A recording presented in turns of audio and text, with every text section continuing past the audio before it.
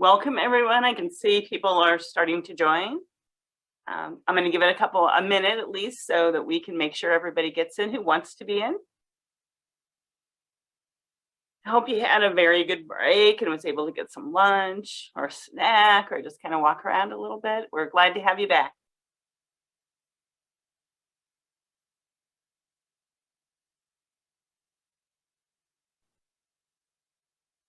All right, it looks like people are still coming in. So again, I'm going to give it a little bit of time here. Welcome, welcome. We're really excited to have you here for that Ally shout out to learn more about the Ally programs you all have or the ones you're thinking about adding.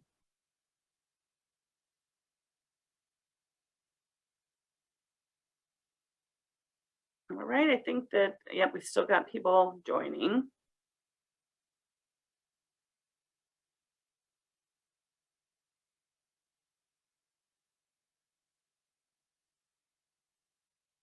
All right, we only have 30 minutes for this session, so I know we've probably got the people still joining, but I think I'm going to kick things off.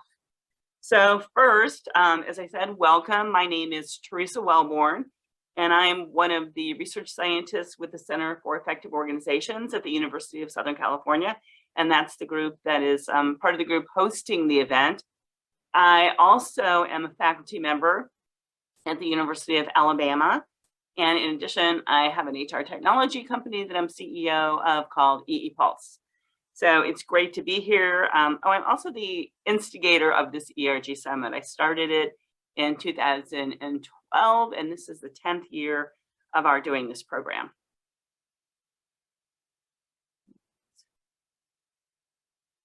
Oh, what is a shout out? Well, it's probably you figured it out by the name. Really, it's just an opportunity to learn from each other. So we have an expert who's going to be moderating, and it's going to give you some time to just talk about what you're doing and if you have any questions. So my colleague, Dr. Mary Graham, is going to be kicking things off, and she'll be the facilitator moderator. I just wanted to give you a couple of guidelines. The easiest way to put up your hand is to use the reaction icon, because that moves you to the top of the page so we know that you have a question. And we're hoping that you can just shout out for about 2 minutes, because we want to make sure everybody gets a chance. And if you have more than one shout out, that works too. We want you to talk about things that are working well in your Ally program, any questions you have, and what you see in the future.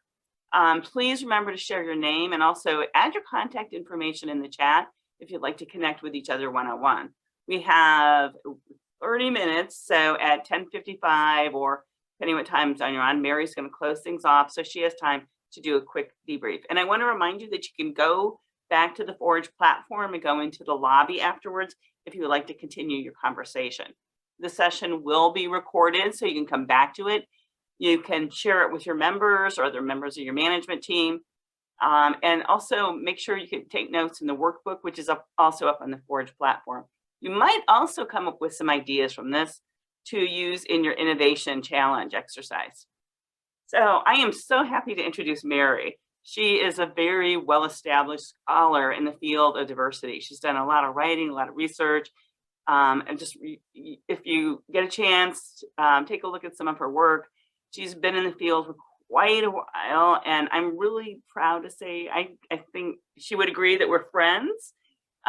We've known each other for many, many years. I really respect her work, and I'm so happy she can join us this year. This is our first year with us at the summit, but I'm hoping she'll come back next year. So Mary, without any ado, I am going to give you the stage. Great. Thank you so much, Teresa, for those nice words.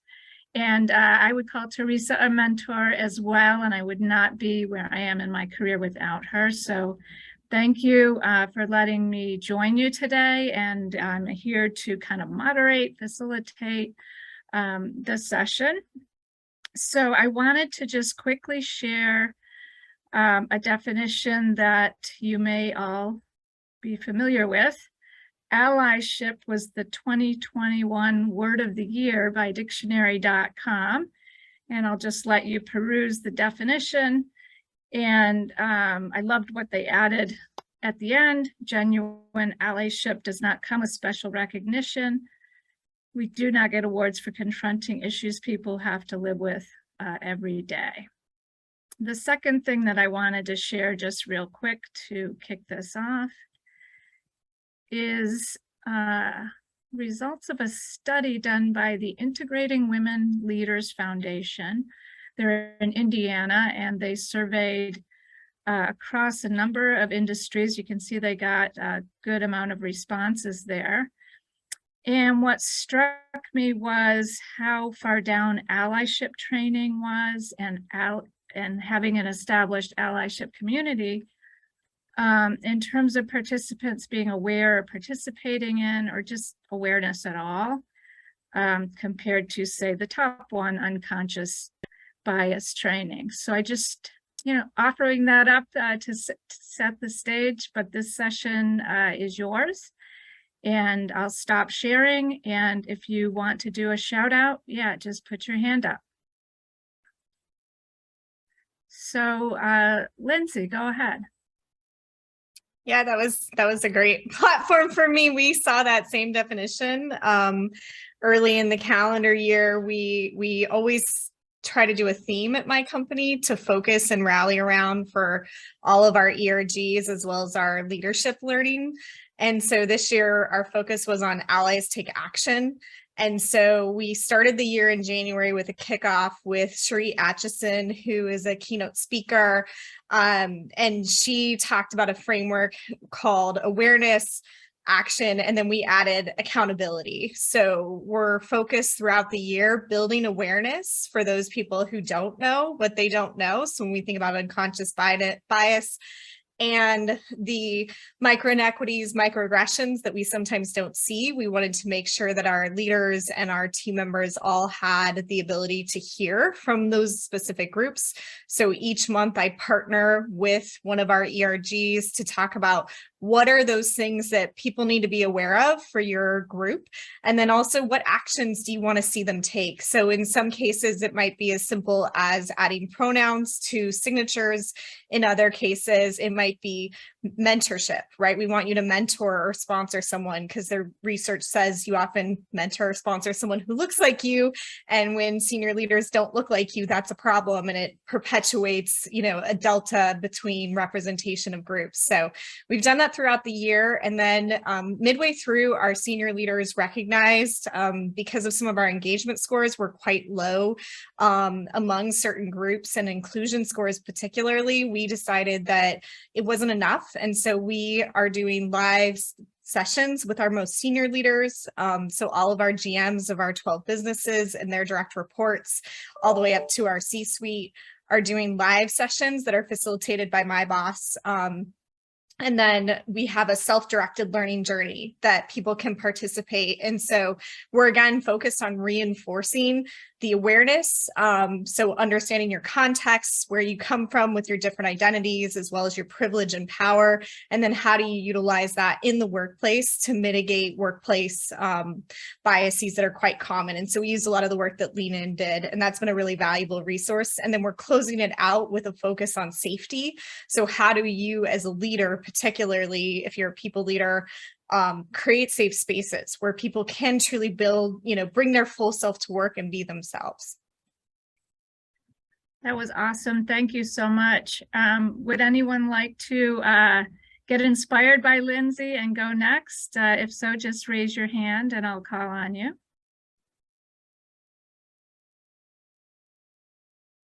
So this is a shout out. We're just sharing our practices. Lindsay, while I'm waiting for someone to raise their hand, can you remind us what organization you're from, and tell us about your executive sessions? Did the ERGs meet with the executives?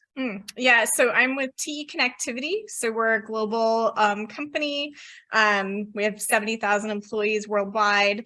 Our ERGs weren't the impetus for that side of it. It was actually our senior leaders who asked for the training. And so my boss did the design work, did several prep sessions with them to understand, what were the outcomes that were key that we wanted to make sure we reinforced.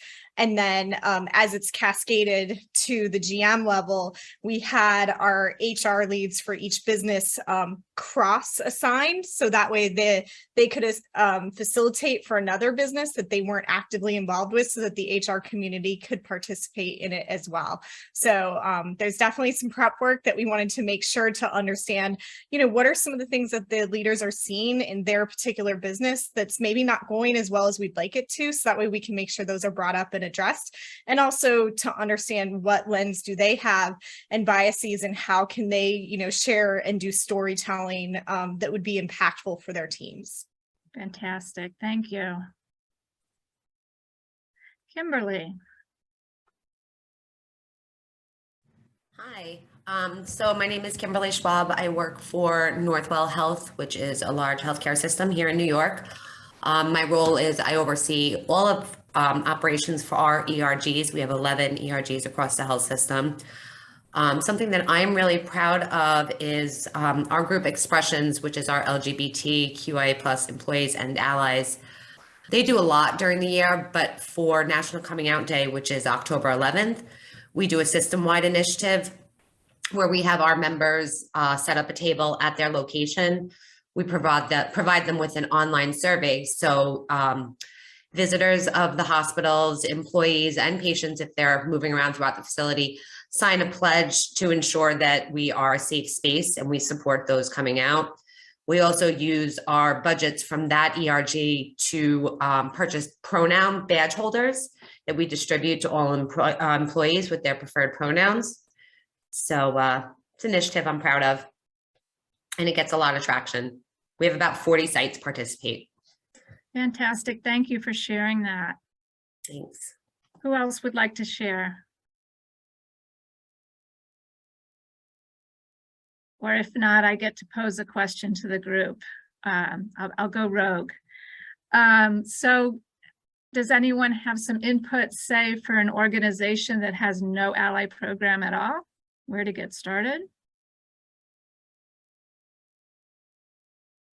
Yeah, that's a good question, Mary, because even in the sessions we had yesterday and today in the chat, a lot of people were asking, how do I start an ally program? And the question was, is somebody allowed to join as an ally, even if they're not part of it? So I feel like the definition of an ally program isn't really quite clear either. So I'm glad you brought that up. Yeah, that's sort of what I was thinking. Like, do you have an ally ERG, or do you have ally members of existing ERGs? Just how would that work? We encourage people to actually participate in ERGs that they don't necessarily affiliate with directly with what we call what's the name. So if I'm a woman, I want men to participate. I want them to be allies to our team and be able to lean into the conversation. So we actually encourage participation in the events. We've got a lot of really positive feedback, particularly for our African Heritage group. After the George Floyd murder, we saw a lot of uptick in people who wanted to be allies, who didn't feel like they had a great idea of how to get started and were worried about giving offense. And so that created a lot of really good conversation and really opened that space, I would say, more than we'd ever seen previously. But that's something that we focus on it for all team members. There are, I think, general watchouts that are good to know. And I think the lean in training, which is free, the one downside is it's not translated, but I can put it in the chat. They've done a really good framework of allyship, particularly for work, that at least can get some conversations started for people of what are those common watchouts that you might have that, get people thinking. Great, thanks so much. Marianta? Hi, thanks for the question. So for us, I'm calling from Suncor Energy in Calgary, Canada. And so we have 7 ERGs currently in place. So we welcome members from outside the communities of the identity focused as allies, and we promote that during events, our newsletters, and when we do employee communications. But it also is part of the form that people fill out when they want to join a network or an ERG, we call it out, like you don't have to be a member of the Black employee community to join as an ally, so that people know everybody's welcome, as long as they're interested. And so they can join in different levels. So just as a recipient of information, as a volunteer, or as a steering committee member.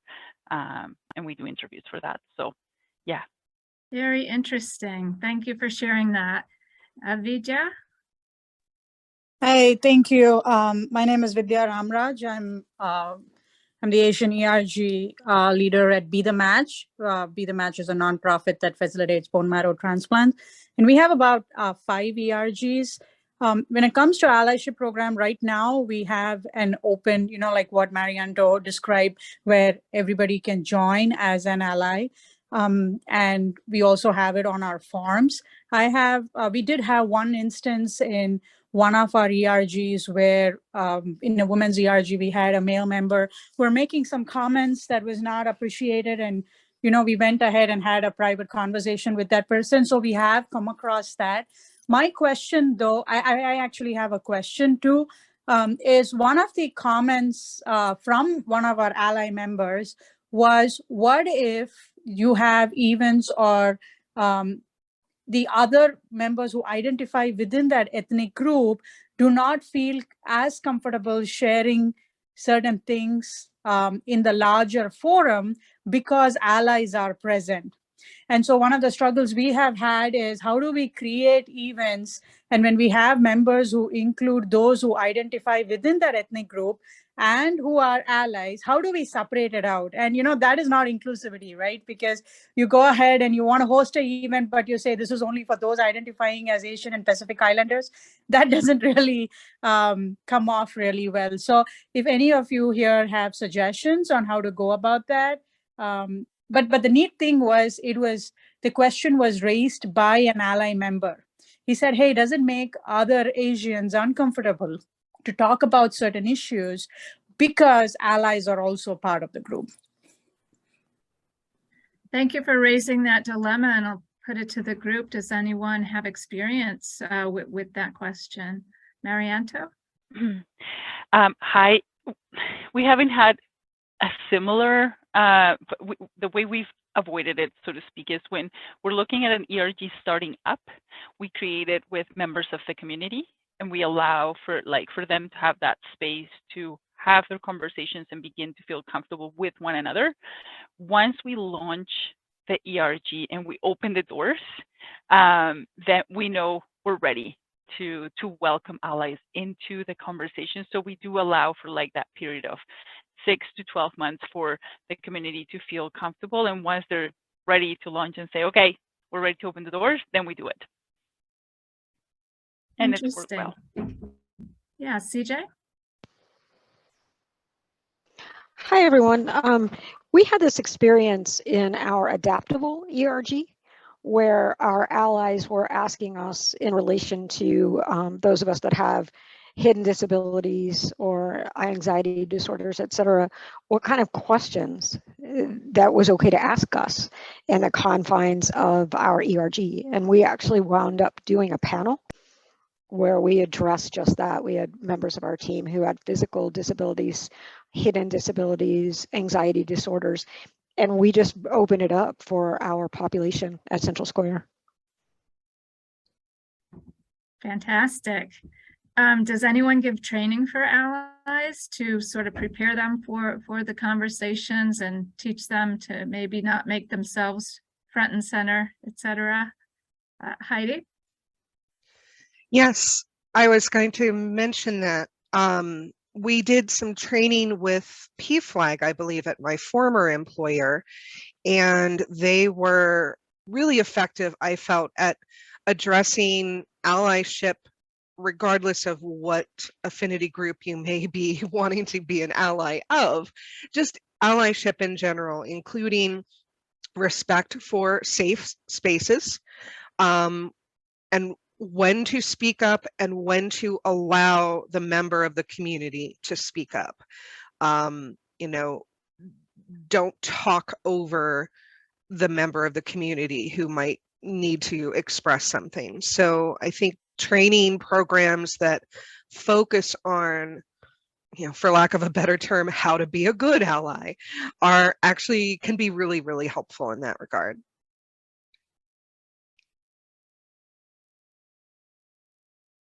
Thank you, Heidi. I wonder if there's others out there who've had some experience training allies or have questions about that.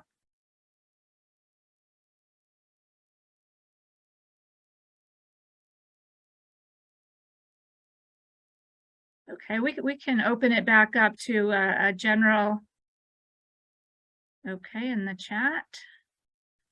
Yeah, I actually have a follow-up question for CJ. Yeah, go ahead. Can you tell us what happened after you did that program? How was it received? Yeah, it was really amazing. We were actually asked to do the program outside of Central Square. So someone who knew us heard about us on LinkedIn, and we redid the panel outside of Central Square. But one of my proudest moments in delivering this is that after we delivered the panel, a manager at Central Square who had someone with anxiety disorder realized that the way they were managing that person was actually triggering. And he adjusted his behavior and the kinds of things that he spoke to her about based on what he heard from her in the panel. And you really can't ask for more than that as far as having an ERG impact.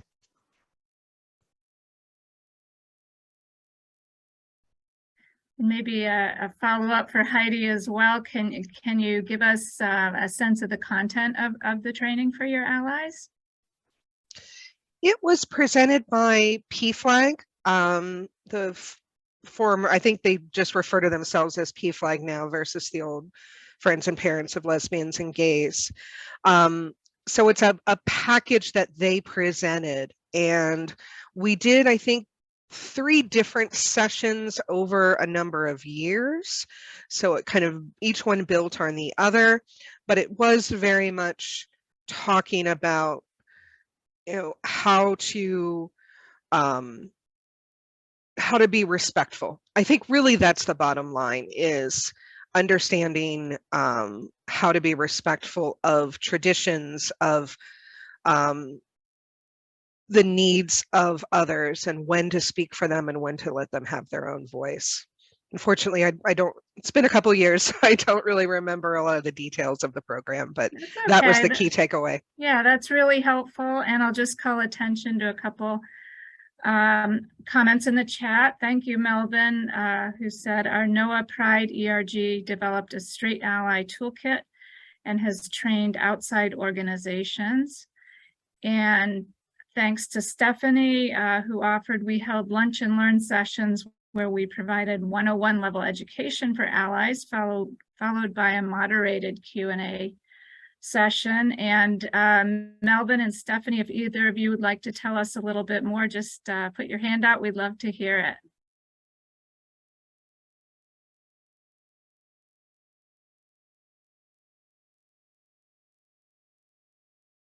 Thumbs up, Melvin said. So we have a ERG, a Pride ERG at NOAA, and Lucas Johansson and the team have done a lot of outreach within our organization and externally.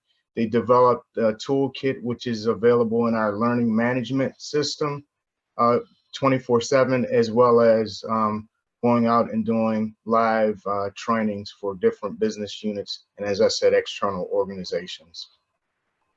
Fantastic. I love the concept of a toolkit. And is that something that's publicly available, or it's just proprietary?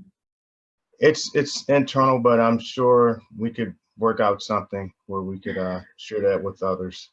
Okay, thank you so much. And Stephanie, did you have your hand up a minute ago? Yes, I did. I am on the leadership board at Pearl Harbor Naval Shipyard. And so one of the transgender members of our LGBTQIA+ ERG put together sort of a basic, like, what I wish my supervisors and other people in admin knew about trans. So we opened that up. Anybody could come. It was primarily people from his department who came.